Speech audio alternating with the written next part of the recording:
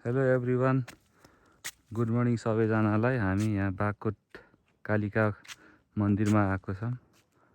अनि यो चाहिँ निर्माण भएको 2 वर्ष जति हुन थाल्यो। यहाँको बाटो चाहिँ दामी सफा छ। अनि हिमालको ठ्याक्क पारिपट्टि छ यो। यहाँबाट चाहिँ हिमालहरू पुरा दामी देखिन्छ। यो धौलागिरी, तर माछापुच्छ्रेमा चाहिँ हिउँै छैन। यस्तो छ, अलिअलि हिउँ रहेछ माथि, तर खासै हिउँ छैन। पुरै कालै भएछ पत्थर जति।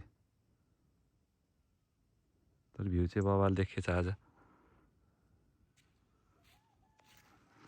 म हजुरहरूलाई चाहिँ यो बागकोट कालिका मन्दिर नयाँ निर्माण भए पछाडिको भिडियो देखाउँदैछु। यो बाटो चाहिँ पुरै ढुङ्गाले बनाएको रहेछ, छापेको।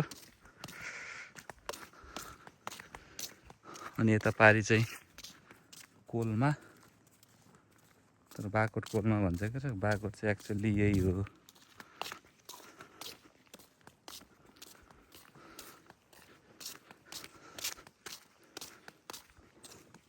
अहिले यो बारी जति सबै खेती निकालिसकेको छ। यहाँ चाहिँ कोदो थियो, अहिले त नल मात्रै बाँकी छ।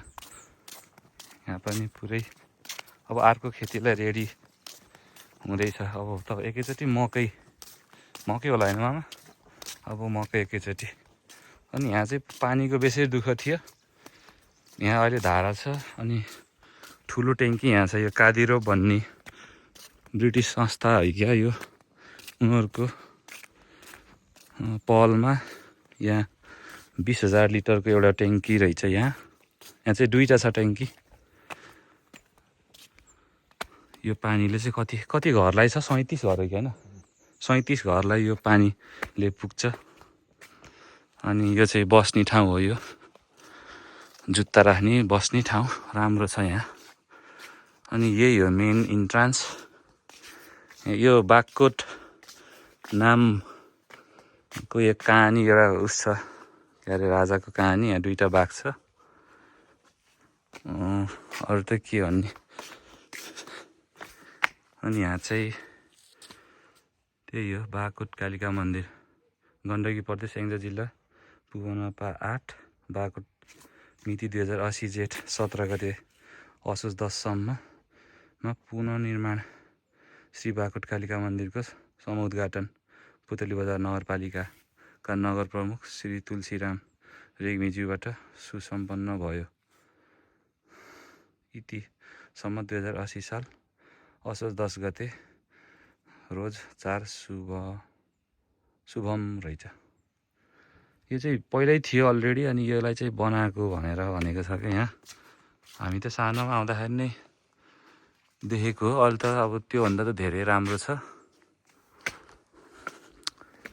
अनि यहाँभित्र छिर्दाखेरि जुत्ता चप्पल बाहिर भनेर यहाँ के लेखिएको छ। फोहोर मैलाहरू राम्रोसँग गर्ने। अनि यहाँ चाहिँ यो आर्थिक सहयोग गर्नुभएको नामहरू यहाँ छ। यो मन्दिरमा गर्नेहरूको नाम। अब यहाँ यो भिडियो हेरेर कसैको नाम देख्नुहुन्छ भने यहाँ यसो लाइक कमेन्ट पनि गरिदिनु होला। हुन त यो आँखा उस चाहिँ एकदम सानो छ अक्षरहरू, तर म एकुन्टा एउटा उस गरिदिन्छु है त। यो चाहिँ क्रमशः छ। यो जसले धेरै दिएको छ उसकोबाट माथिबाट हुँदै बढ्दै आएको छ सबै। यसलाई चाहिँ यसो पज गरी हेर्नु होला। अन्त मेरो भिडियो कहाँ पुग्छ। यो देश विदेशबाट पुरै सहयोग छ। यहाँ सबै नामहरू देखेको छ। कोही हङकङ छ, कोही कहाँ हो। त्यहाँ हङकङ लेखेको देखिहाल्थ्यो। त्यो हङकङको नाम लिइहालेको। ल यही हो। अनि यता पनि रहेछ यो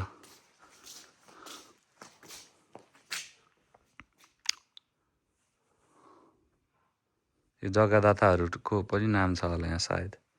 अनि समितिहरू कति 1,15,75,441 बनेको रहेछ यो जम्मा खर्च, कुल खर्च। अनि यो चाहिँ पहिल्यैकै भवन हो यो।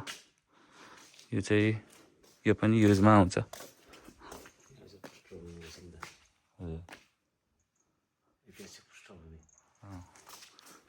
यहाँ चाहिँ ऐतिहासिक पृष्ठभूमि के लेखेको छ यहाँ चाहिँ। अब पढेर यत्रो लामो छ भ्याइँदैन होइन, भिडियो नि फेरि लामो होला। पहिला चाहिँ यहाँ चाहिँ दुईवटा बोर्ड थियो क्या यो मन्दिरको साइड साइडमा। यो चाहिँ नयाँ मन्दिर हो। के को बोर्ड थियो त्यो मामा? लाकुरी ए धुपको थियो होइन साइड साइडमै दुइटै धुपी त दामी देखियो, तर त्यो चाहिँ यो मन्दिरभन्दा अग्लो थियो क्या। अनि यो चाहिँ हिँड्ने बाटो, यहाँ घन्टीहरू छ सबै।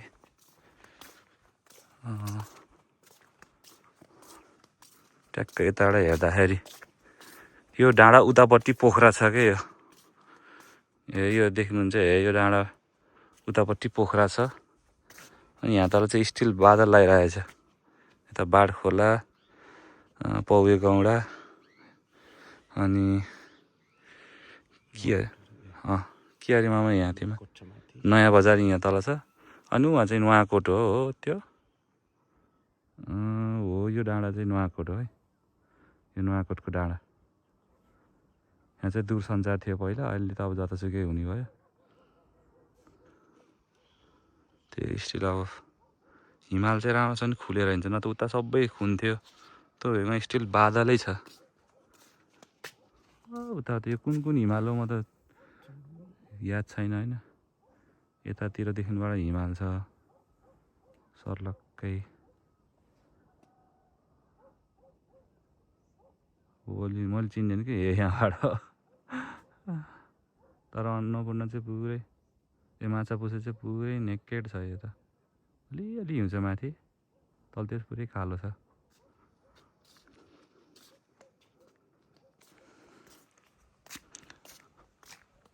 पहिला मन्दिर हेरौँ। यो मन्दिरको पछाडिको भाग हो। यहाँ चाहिँ अझै फिनिसिङ हुन के बाँकी रहेछ जस्तो लाग्छ। लाइटहरू स्टिल यहीँ तलै छ।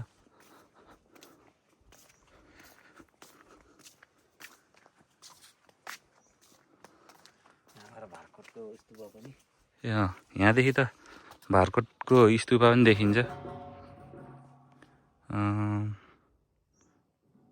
यो चाहिँ गौतम बुद्धको स्तूपा। यो चाहिँ भारकोटको डाँडामा छ है। यो जाने ठाउँ चाहिँ यता तल नयाँ बजारदेखिबाट भित्र छिर्दै जानुपर्छ, मसरगाउँ हुँदै। अब त्यति मैले नाम थाहा भएको, तर कताबाट जान्छ थाहा छैन है। सायद अरू ठाउँबाट पनि जान्छ होला, मलाई थाहा भएको त्यति एउटा हो। अनि यसको यो भारकोटको डाँडा पछाडि पनि छ क्या सबै हिमाल हो यो भाग। तर हिमालै देखिएको छैन अहिले बादल भएर। कति देखिएछ मधुरो।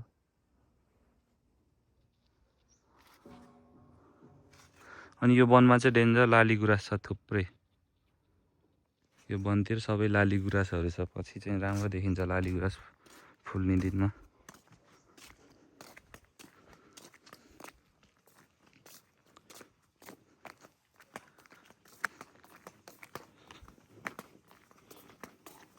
अनि यहाँ चाहिँ यसो बलि दिन आउँदाखेरि खसी बोकाराको के राख्ने ठाउँहरू रहेछ कि यहाँ पुरै यो बाँधेर राख्ने ठाउँ। फुलहरू राम्रो छ, पहिलाभन्दा धेरै व्यवस्थित छ यो नयाँ बनिसके पछाडि। अनि यहाँबाट चाहिँ ठ्याक्क मेन छिर्ने ठाउँ हो। यस्तो छ है। अनि प्राय ठाउँको मौला चाहिँ यो काट्ने ठाउँ चाहिँ ठाडो हुन्छ, तर यहाँको चाहिँ सुतेको छ क्या। यो सुतेको किन छ भन्दा यहाँ बाघ पहिला काटेको भएर अनि यसरी नै बाघकोटहरू नाम पनि नामाकरण गरेको रहेछ। अनि यो मौला चाहिँ यस्तो छ पुरै सुतेको, बाघ ढलेको भएर यसरी राखेको भन्ने यहाँ भनाइ छ हामीले सानोमा सुनेअनुसार। तर यो अनौठो छ अरू ठाउँमा भन्दा। अनि यो ठाउँमा चाहिँ पुरै मान्छे बसेर हेर्ने हो। यहाँ चाहिँ सबै पूजा गर्न आउनेहरू भक्कल भएको, अरू हेर्न आउनेहरू यहाँ चाहिँ बसेर हेर्ने। यति ठाउँ त के पुग्यो होला, यहाँ त टन्नै हुन्छ।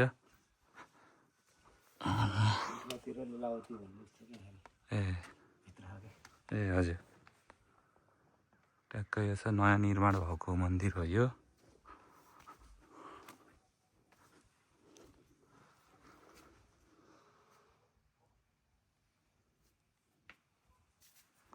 यति नै हो अब त के छ यो पुरै पुरानो डिजाइनमा अलिअलि ढालेको छ यो कुँदेको काठहरू पहिला चाहिँ यस्तो थिएन यो यहाँ चाहिँ घन्टीहरू अब बजाम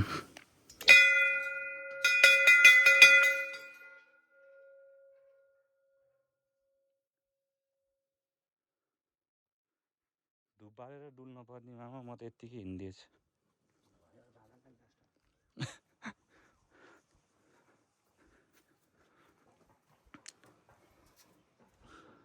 यहाँ चाहिँ मूर्ति थियो तर देखिएन